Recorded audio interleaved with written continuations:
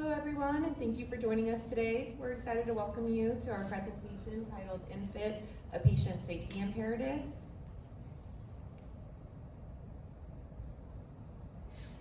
And I'd like to introduce our speaker, Ben Davis. Ben is the Executive Director of GEDSA, also known as the Global Engineered Device Supplier Association, a nonprofit advancing patient safety through small bore connector standards. Involved since 2012, he is a former board chairman and previously VP of engineering for a medical device company, where he led INFIT product development. Ben holds 86 patents, including the INFIT low-dose tip syringe and a Bachelor of Science in Industrial Engineering from Georgia Tech. So without further ado, I'll pass things over to Ben to kick off the presentation.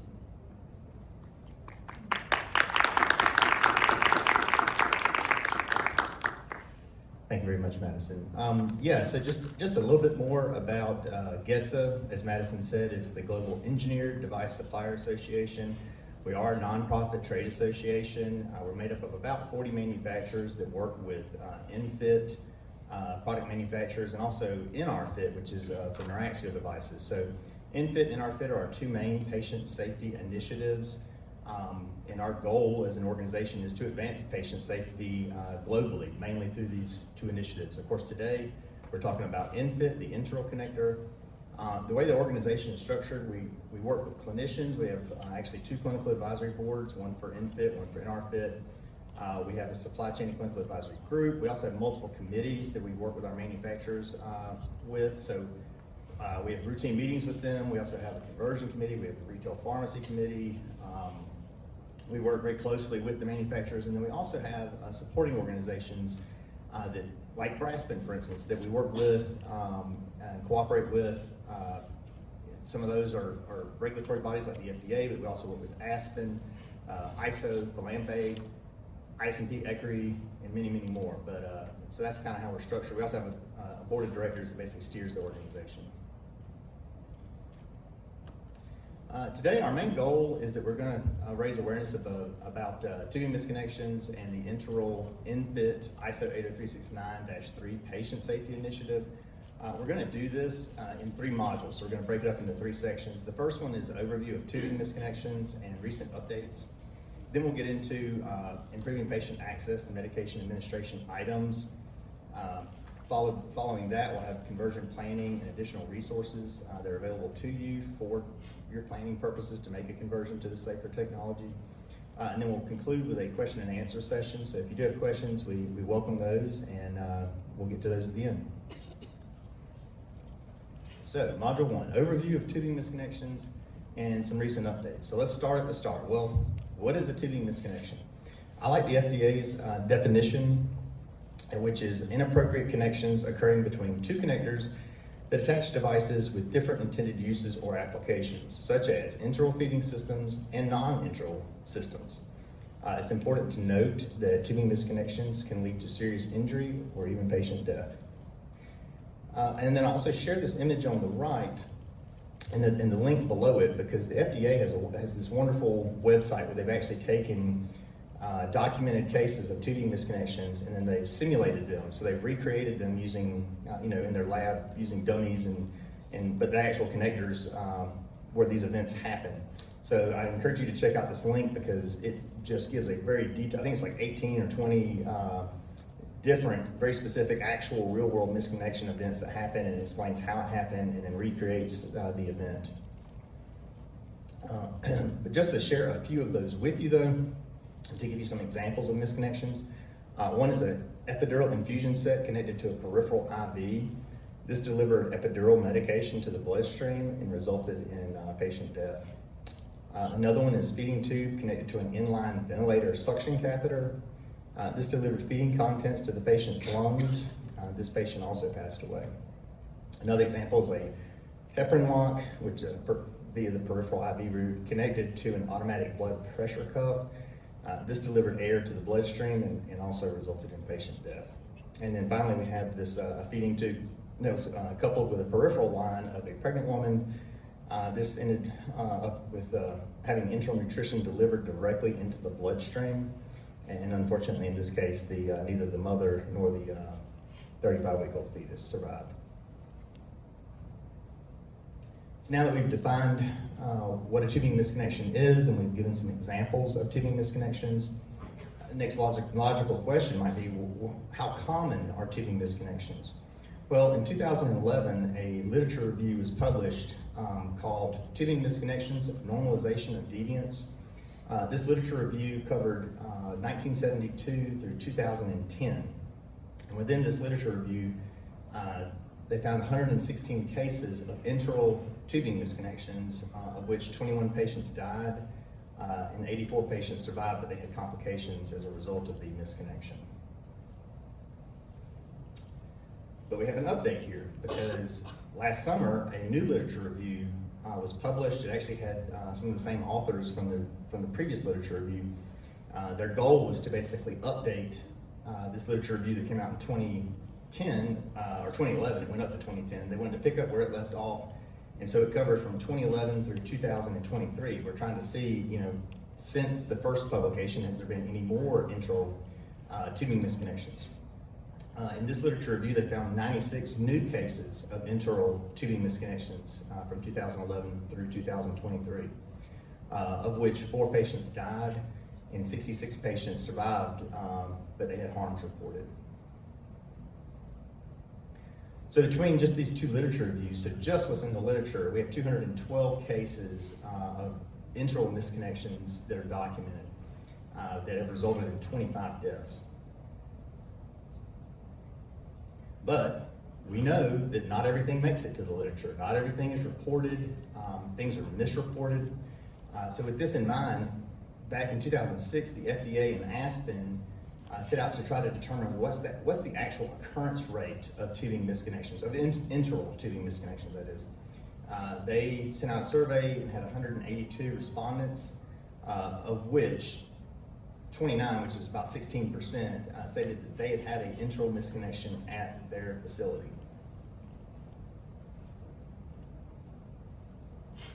But there's an update to this. So about this time last year, ISMP put out a 2-part series. Part 1 discussed new survey results, which had more respondents. I think it was over 200, maybe 212 respondents, where they basically asked the same question. But in this survey, they didn't want to know just enteral misconnections. They wanted to know all tubing misconnections that could occur. So, and I think there's been a lot more awareness maybe since the first survey was done of what a tubing misconnection is, because the response rate for having a misconnection was much higher. So 47.5% of the responding clinicians had experienced a tubing misconnection of any type. So not just enteral, could have been enteral, or just could have been like IV epidural mix-up, any tubing misconnection.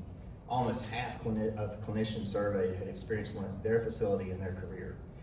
That is staggering. So that is much, much higher than the 212 cases, obviously, that have been documented in the literature. So we know the occurrence rate of these is much higher. They just don't get reported as they should.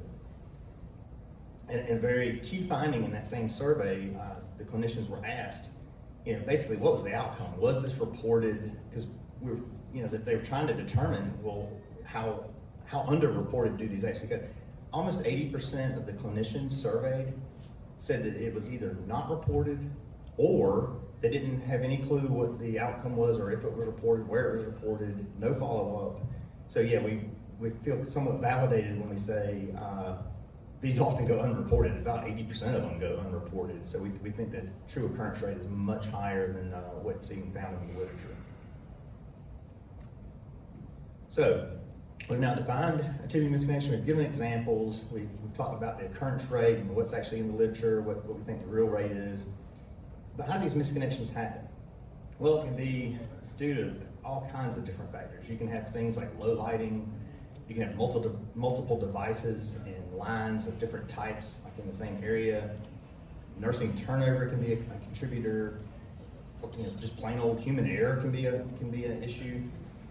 You also have tubes that are used off-label. They're used against what their indications are. All kinds of things.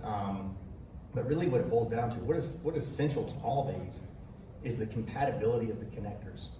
As long as you have a compatible connection, a misconnection can occur. So to solve misconnections, you have to remove that compatibility Otherwise, there will always be an opportunity for someone to create a misconnection where one should not exist.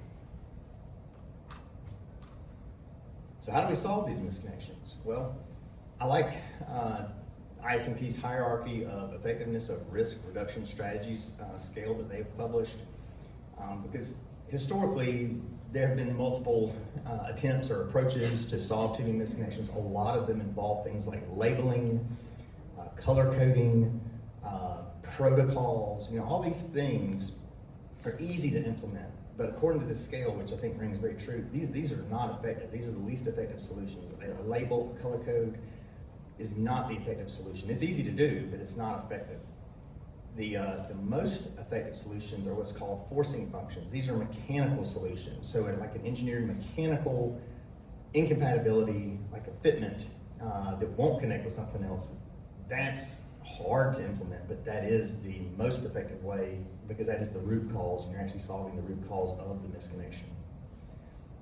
Which, as I can attest, having been at this for years now, it is the hardest to implement because it requires the most coordination to actually make the change, but it is the most effective and safest way to prevent tubing misconnections.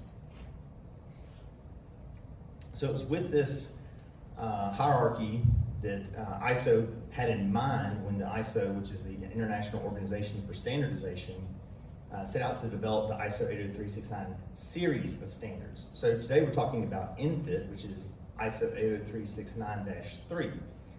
But the series, the 80369 series, is made up of multiple standards, one to represent each bodily system that needs its own dedicated connector. So you have -2, which is for the respiratory. You have -6, which is for NRFIT, that's interaxial. -7, which is intravenous, which is actually the Luer lock. It's basically not changed, it just is better defined with this ISO standard. You also have limb cuff inflation, that's the -5, and then urinary collection, which is -4. All these connectors are mechanically engineered to where they are incompatible with one another. They are, previously with legacy connectors, they are soft and pliable, they're funnel style connectors, so you can force fit, you can create misconnections because they are non-rigid. They're able to accept items that they should not. All these connectors have a rigidity requirement to where they do not do that. They don't flex, they're solid connectors, they're threaded connectors, and they will not cross-connect from one bodily system to another.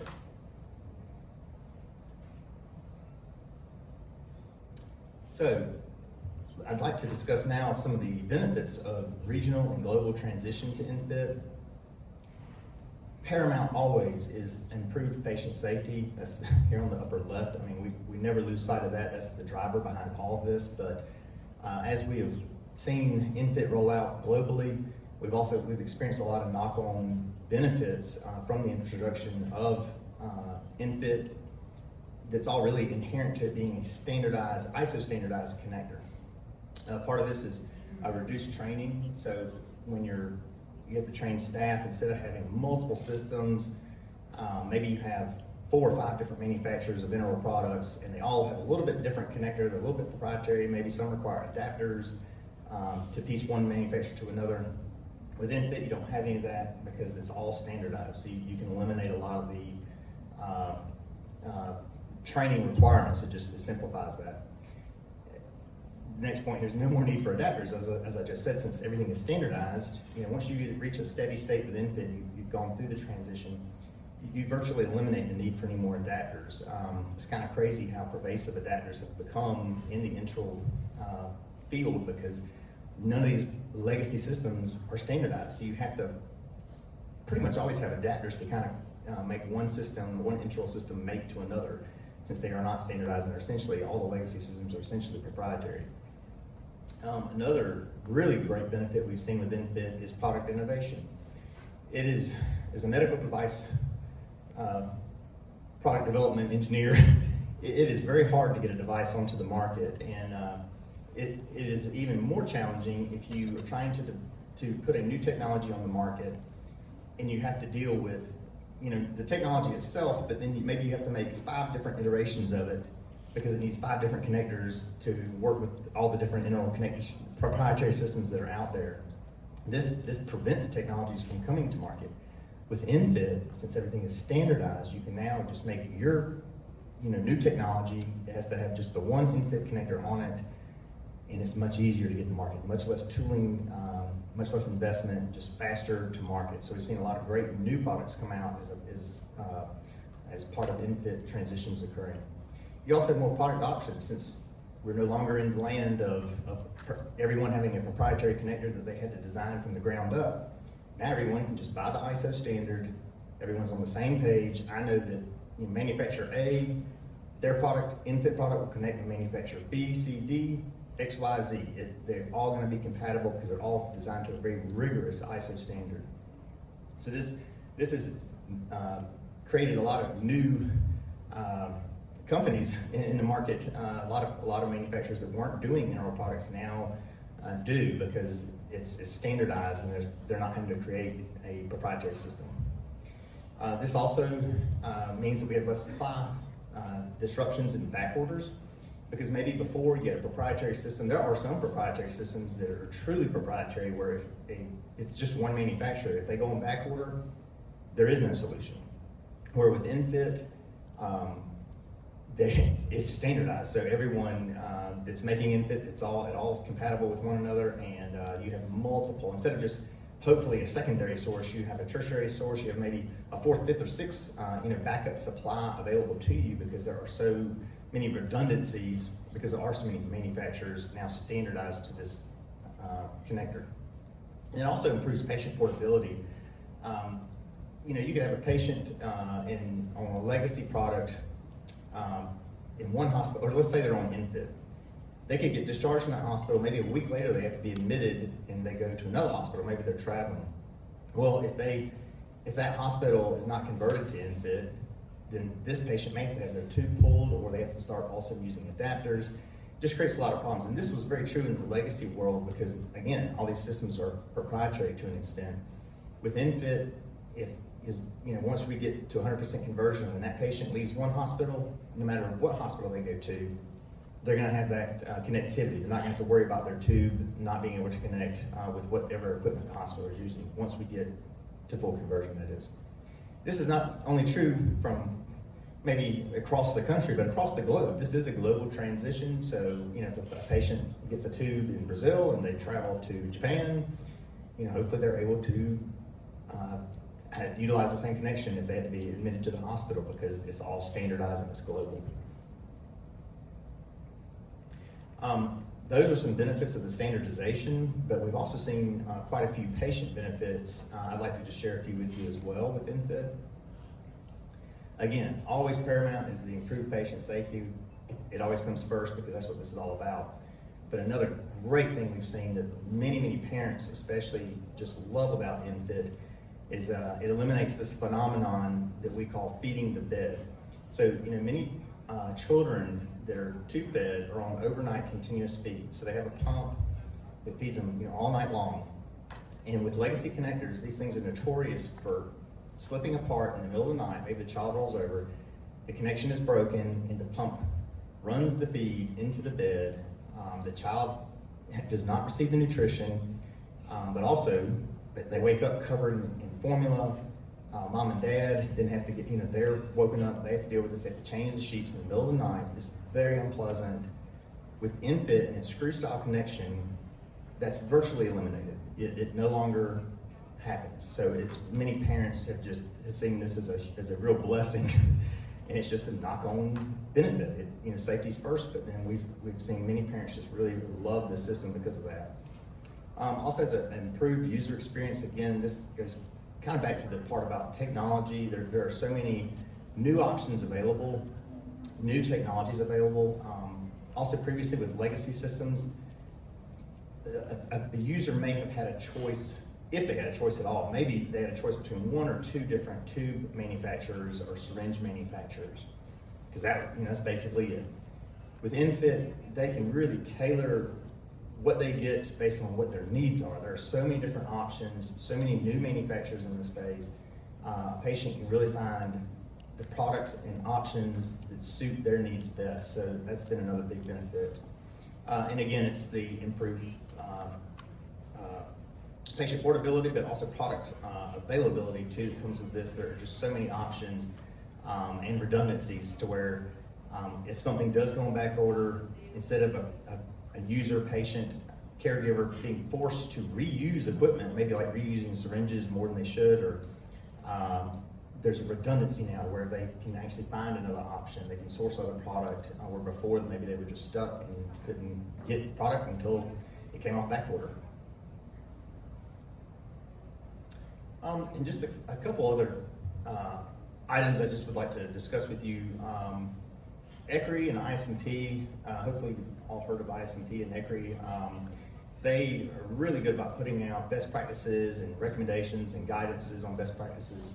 And they've put out several best practices, and ECRI calls them patient safety concerns that they address over the years, and a lot of these are solved through the use of InFit. So I just like to kind of briefly mention these and tell you how it actually relates to the InFit connector.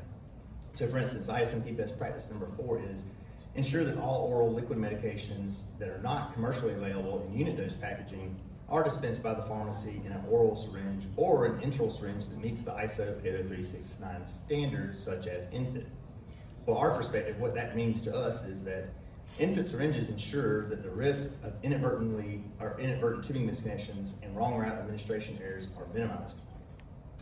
Another one of their best practice recommendations was to purchase oral liquid dosing devices such as syringes, cups, droppers, dosing cups that only display the metric scale.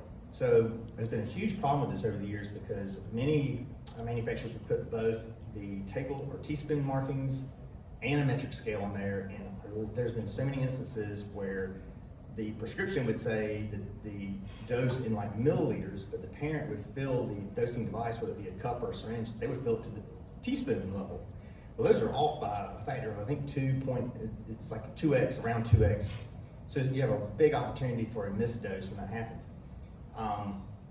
With InFit, since these are the newer devices, most of the manufacturers of these items, when they updated to InFit, they followed this best practice. So you'll see a lot of legacy like syringes that are still in the market today still say teaspoon. They still have the teaspoon markings on them and metric. But if you look at InFit, I'm not aware of an InFit syringe that has both. I think they've all moved to this metric only marking. So it's inherently safer because it's newer and it follows this best practice. Another one here is best practice 14, which is seek out and use information about medication safety risks and errors that have occurred outside your facility in other organizations and take action to prevent similar errors. Our GEDSA's perspective on that is that medical errors should be well assessed and continuous efforts should be made to minimize these errors. The engineered incompatibility of InFit and NRFit with each other with Lure and other small bore connectors is the best solution to the root cause of tubing misconnections. So the others up here, you can explore these a little bit at your leisure, but for the sake of time, I'm gonna move on.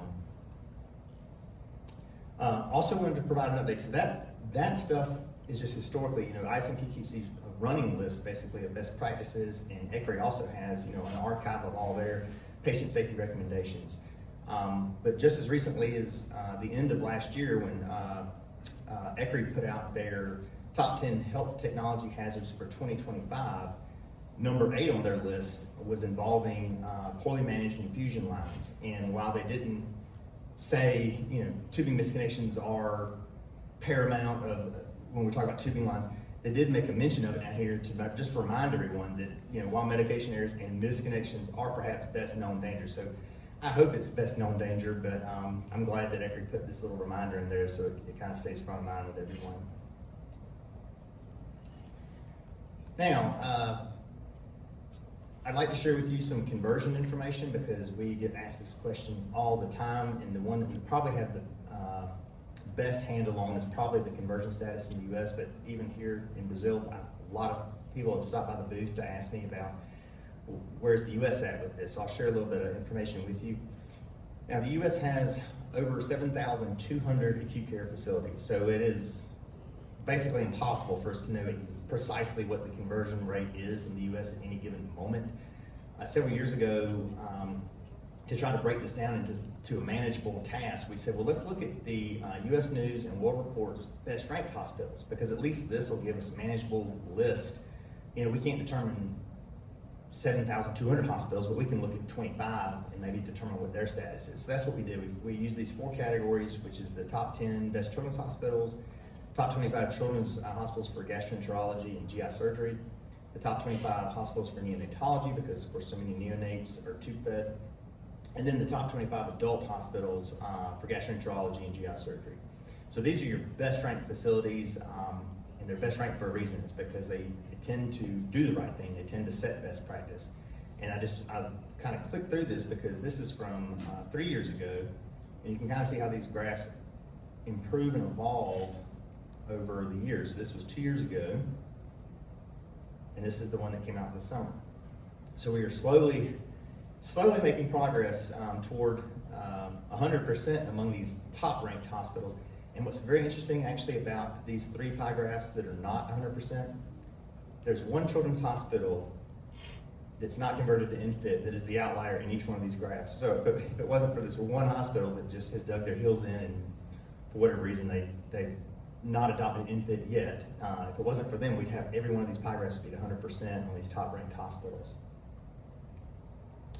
And I do believe they are setting best practice because, like you just saw, they're 100% to 90% or better, and the U.S. acute care transition is probably across the board probably closer to 65%. So the best hospitals are way ahead of that curve. We say 65% here. That's the best latest corroborated update I have. My intuition is that we're probably higher than that. We're probably 70%. I think Canada's probably closer to 70%. But I'm waiting to get updates to actually officially change the number here. Europe, we say Europe's nearly 100% because I don't think you can ever claim 100% of anything. There's surely some outlier somewhere, but to the best of our knowledge, it's effectively 100%. We actually just issued an update on our LinkedIn about Asia. China is taking off. They are getting more conversions there, and as they become more informed and educated about the initiative, I feel like that number will kind of snowball and grow faster and faster. Australia and New Zealand is about 80%. The Middle East and Africa is about 30%. But unfortunately, South America is about 15%. So that's one of the reasons we were here, one of the reasons we were at Flampe, one of the reasons we were in Campinos 2 years ago. We were really trying to assist and provide education and awareness around this patient safety initiative so we can really improve patient safety here in South America. And that gets us through Module 1. So Module 2, I want to cover through some aspects of medication administration. As InFit launched, I think one of the sort of gaps in awareness and even product gaps initially was around medication administration. Usually when people think of an enteral device, they immediately think of nutrition. Well, you know, these devices also deliver medications all the time. A lot of times they deliver many more administrations per day than nutritional administrations per day. You know, there's some people that do over 20 separate doses of medications throughout the day, and they may only feed 3 times. So this is a very important aspect that often gets overlooked. So I just like to, while I speak, I like to share a few aspects of this. We have a infographic that's on our website. It's actually linked here that I encourage you all to reference. It's a really good sort of step-by-step procedure on best practice for medication administration. Again, a lot of people, I think we kind of lose sight that this is a very important aspect. We kind of have blinders on and always think of just enteral nutrition. But we have this great infographic. We also have some videos that are on our YouTube channel. We have one that's targeted toward medication administration at home. And then we also have one, and I won't play these for the sake of time, but I want you to know they're linked and they are available on our YouTube channel. We have another video that's for administering medication in the inpatient setting. So I think these are about 10 minutes each. They're pretty quick, but I think they're very, very informative. And then the other item I want to cover is that over time, you know, in the legacy world of items, we have all these wonderful accessory devices have been made available. So we have all these bottle adapters and filling devices and all these things that make medication preparation and administration easier. And when InFit first launched, a lot of people did not realize that these devices are available for InFit. It's just you had to know who offered them or where to look for them. But these things are, what I'm talking about is like bottle fill caps, medication bottle adapters, fill straws, syringe caps. There's even tamper-evident caps for drug diversion that go in syringes, pre-filled syringes from syringe pre-fillers, like they come pre-filled with meds, and even amber medication syringes. A lot of people are unaware that those even existed, but they've been out there. It's just a matter of knowing that they are there. To help people understand this and kind of map or have a crosswalk over from legacy items over to InFit items, we developed a pharma guide, which we've linked here. This is the front page of it. But literally, if you look at the left side of the image, if it's in the legacy world, whether it be like these blue caps, these are called adaptive caps. They take a legacy oral slip tip syringe. On the right, you see the InFit pharmacy version of that. It's just purple, and it has a connector that takes an InFit syringe. And a lot of people did not know this. Below that, in the middle row, is the let me see, laser pointer. Yeah. So below that, you have what are called press-in bottle adapters, and again, many folks did not realize that these exist for InFit. They're just some of them are purple, some of them are clear, but they have a male nozzle that connects with the InFit syringe. And then there are other accessory items because the kind of list goes on and on. But if it existed for a legacy product, it exists for InFit, and there's probably even more options now for InFit. Like I said, there's been innovations and new technologies to make life even easier. All right, and then that gets us into our third module, which is conversion planning, and I'll cover some additional resources that are available to you.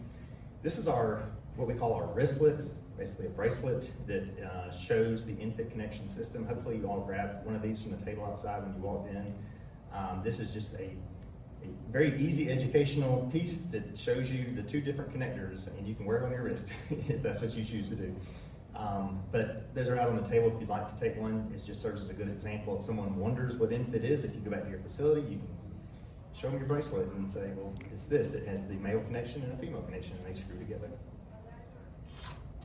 But GETS has always approached conversion planning and additional conversion planning process in three phases, basically awareness, preparation, and adoption. So aware is really what we're here doing today. That's communication, just getting the word out, providing education, some background. There's preparation, which gets more into understanding like the products that you may need, mapping, if you're currently using this list of SKUs for your legacy products, the preparation is determining, well, what's the crosswalk? How do I map from what I'm using now over to the InFit version of these? That's a big part of the preparation process. And then the adoption, which is that's where the rubber meets the road, as we say. That's where you actually implement the safer connectors. And then a really great resource is our website. We are GETSA, but our website is stayconnected.org. Actually, if you Google GETSA and go to getsa.org, it'll reroute you straight to stayconnected.org. But on our website, we have a plethora of resources available. We have brochures, we have FAQs, we have multiple FAQs. We have transition checklists, and we have multiple checklists depending on the audience. So we have like one for supply chain, we have one for pharmacies, we have one for clinicians. Just lots of great resources available on our website. Now, earlier I shared with you the ISMP Part 1, which is essentially the problem. This is the ISMP Part 2, which is essentially the solution. So this came out 2 weeks after the first article, so about this time last year, to November 13th, 2024. And so ISMP, and this is actually linked below, and we have it at our booth, a QR code you can scan to get to it, but they have their own sort of recommendations for adopting safer connectors. And since it's ISMP, I thought I'd share theirs with you as well as what their recommendations are. There's our promote a culture of safety and learning, plan for device conversion, identify key stakeholders, complete an FMEA, partner with device vendors, evaluate products, use simulation, designate resources, maintain an adequate supply of devices, educate practitioners, plan for discharge and outpatient care. This is often also overlooked, very important step. You have to have that outpatient planning, discharge planning. When the patient goes home, they need to know what type of device they have and what resources are available to them and what they need to ask for when they go to their pharmacy. Which is, again, part of the outpatient planning is educate patients and then report and learn from errors. Just too, over the years, having been at this since like 2016 is when InFit first really rolled out. One thing we've certainly observed is that successful transitions always have a transition leader. The transitions that go the smoothest with the least amount of problems always seem to have a very strong person at the facility that really took the reins and coordinated this. And because it does require coordination, you really have to work between all these different departments we've listed here. You have nursing, pharmacy, the ER, the NICU, supply chain.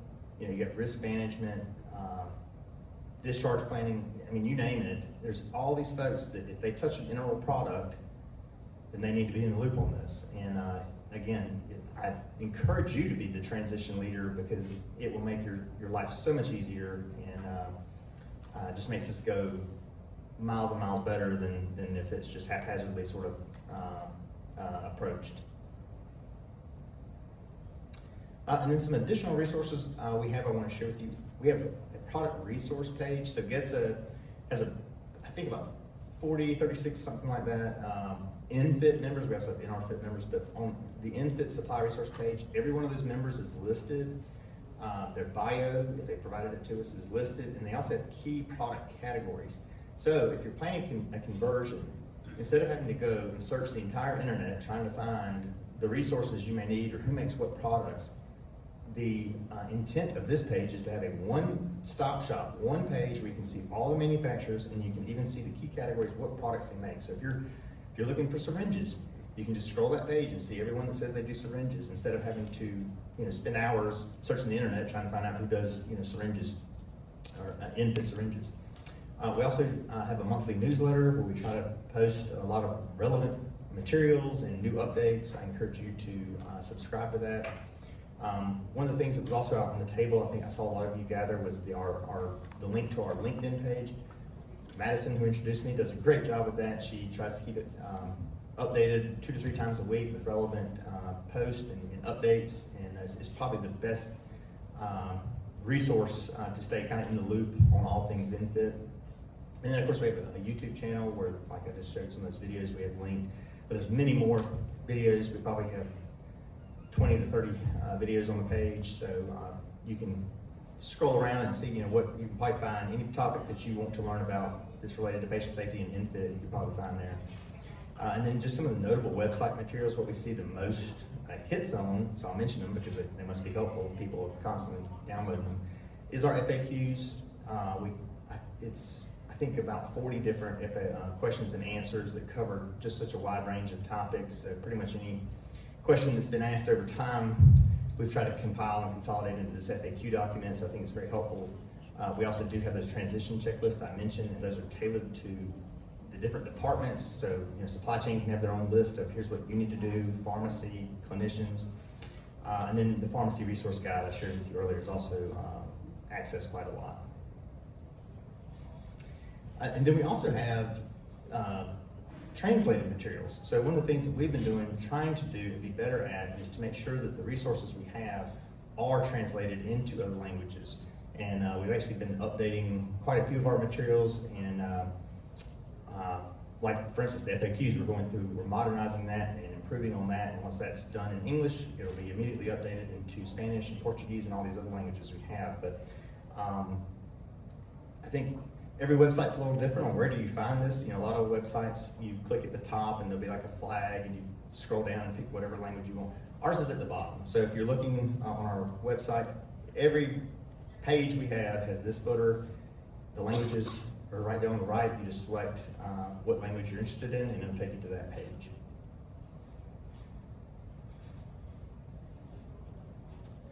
And then just an update too, like I said, Latin America, South America is about 15% converted. We're working very hard to improve that. We really appreciate BRASPEN's cooperation and allowing us to be here and to speak.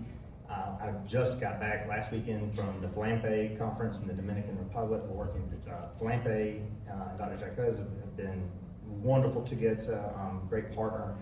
And we feel like these relationships are making a difference. We are picking up some momentum. We just got to keep fighting the good fight and keep at this. We've translated that, of course, into Portuguese and Spanish. So if you would like to see that flyer, it's on our website. Hopefully, if you've been by our booth, you've seen, we call this our ISO man, but this is probably the best one-page description of this whole standard. So if there's one piece of information you'd like to take back to your facility to explain what INFID is and how this, what's going on with it, what is this patient safety initiative about, this is probably the most helpful resource, and it is also translated in Portuguese and is on our website. And then additionally, I shared with you the ISMP Part 1 and Part 2, and then also the literature review, the Ethington et al. That came out last summer. These are all also translated and available on our website. We actually worked with Aspen and Wiley Publishing to make the literature review. It was behind a paywall, but GETSA worked with them to make that free access and translate it. So not only is it now free, but it's translated in both Portuguese and Spanish. And that's this one here. I said Ethington et al., but that's the lingering safety menace. And then I was just calling out FLAMPE and BRASPEN and thanking them for their help.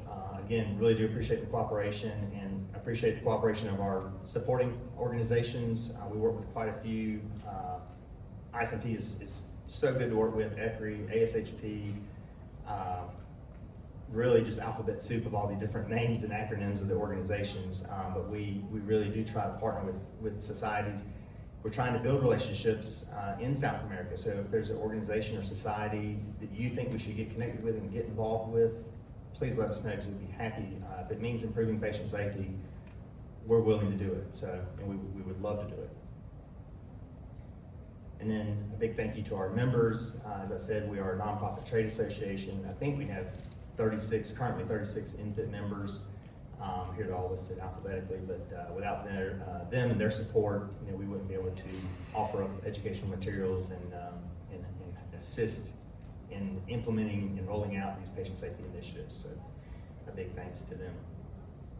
And with that, we'll get into our question and answer session. Now, I just speak English. I mean, if someone has a question, we may have to have a translation, but happy to do that. Alguém tem alguma pergunta, pessoal? Ok. Por favor.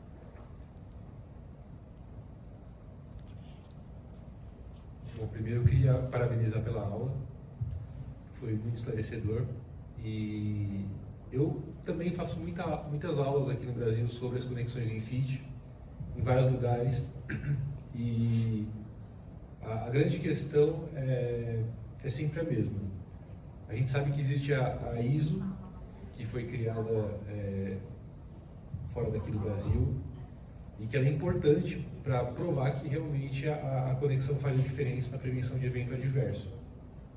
Mas queria saber de você se existe alguma lei em algum lugar, em algum país do mundo, que obrigue os hospitais a adotar as conexões em FIT. Porque aqui a gente não tem, e esse é um ponto que a gente tem que trabalhar muito ainda com os hospitais, porque existe a questão do preço, do trabalho, que é a mudança, porque a gente sabe que a transição dá muito trabalho. Então é isso que eu queria saber, se você conhece essa lei e se algum país adota ela para obrigar os hospitais. They want to know if there's a law. Só a pergunta é se existe uma lei que Obriga os hospitais a adotar a conexão em FIT.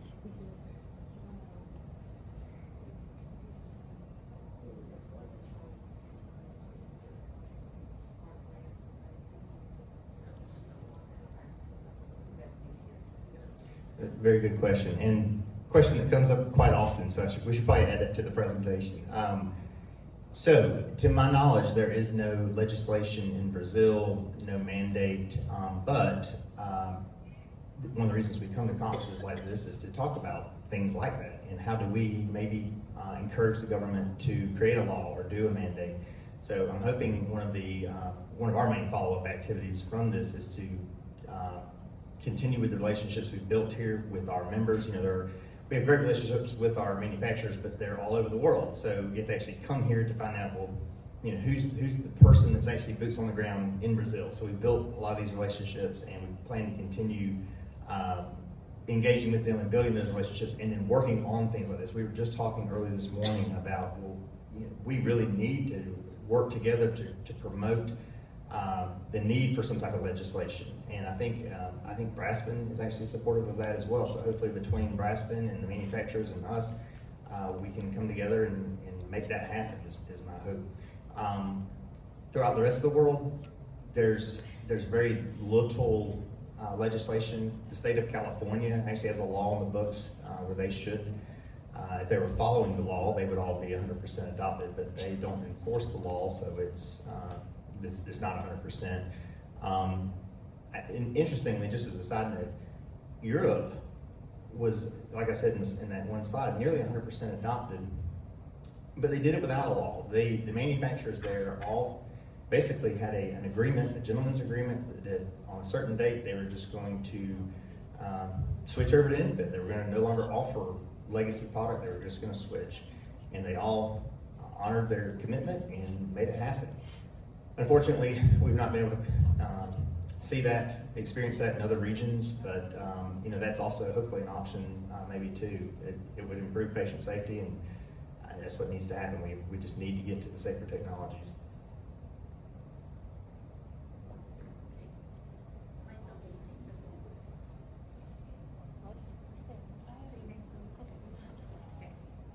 A gente gostaria de entender como se poderia implementar essa realidade. Acho que é a nossa realidade aqui, né?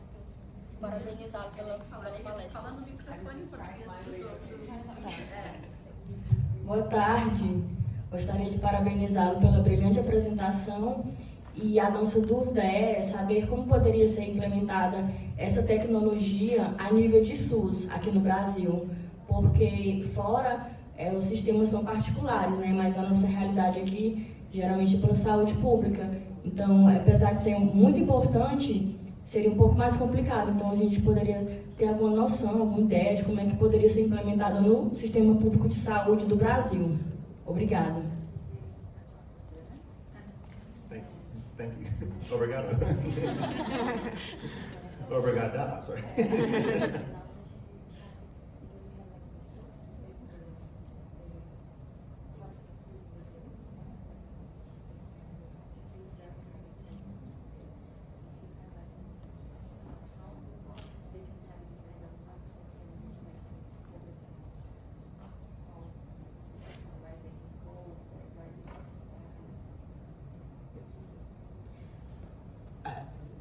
You know, I understand the difficulty and complexity of moving this type of effort forward. I think the bottom line, though, is the understanding that it does make a difference. It will save lives. You know, I should mention, we talk about these literature reviews and what's been found, you know, what misconnections have happened and what we think the occurrence rate is and all that. I didn't note it, and I meant to. It should be definitely called out that since the introduction of InFit, we've not seen a single report of a tubing misconnection that was attributed to the InFit connector. So it has surely saved lives. It's hard to prove a negative. You know, there's not a paper out there that says we've seen zero things, you know, there's zero events, but we've not seen any reports saying that a misconnection has occurred due to the technology. So I think really the bottom line is explaining that, making hopefully people be passionate about this. You know, we want to save lives, we want to prevent harm, we want to improve patient access to new technologies, and you know, all that's part of comes with InFit. So it's just, I think, really a matter of making people aware of that, making them understand that, and then wanting to do the right thing and adopt safer technology. Tem mais perguntas, pessoal?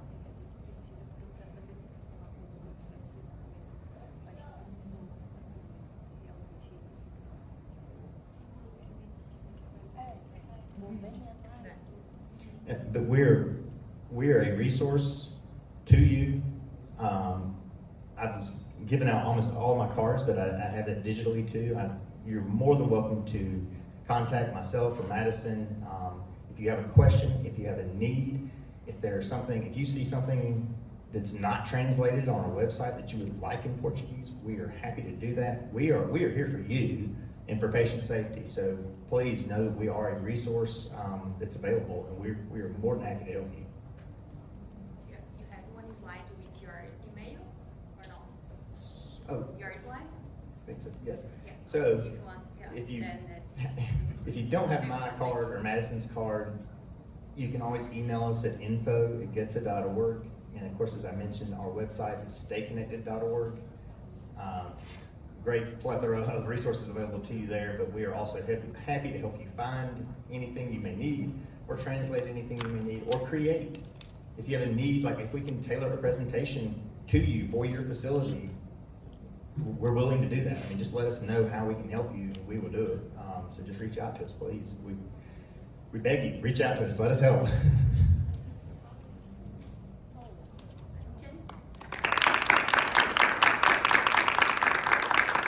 Okay. Obrigado.